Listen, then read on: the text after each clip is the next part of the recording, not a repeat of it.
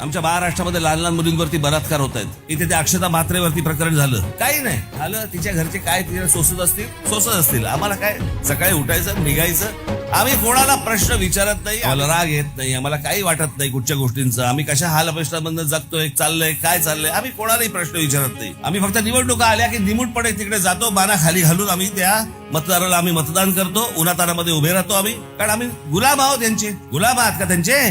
जी माणसं तुम्हाला मूलभूत गोष्टी पण देऊ शकत नाही, त्यांच्यासाठी उन्हातानामध्ये रांगेमध्ये उभे राहून त्यांना मतदान करणार आहात. जे तुमच्या मताशी गद्दारी करतात, जे तुमच्या मतांचा अपमान करतात, काहीही कारण नसताना इथून उठायचं आणि दुसऱ्या माणसाबरोबर जाऊन दुसऱ्या पक्षात जायचं, हे असले आमदार तुम्हाला पाहिजेत. बिल्डरांच्या जीवावरती उभा राहणारा आमदार नकोय. लोकांचे प्रश्न हातामध्ये घेणारा आमदार पाहिजे. बिल्डरांची तळी उचलणारा आमदार नकोय. ज्याला बिल्डर घाबरले पाहिजेत असा आमदार पाहिजे. बिल्डराच्या पैशावरती घर चालवणारा माणूस नकोय.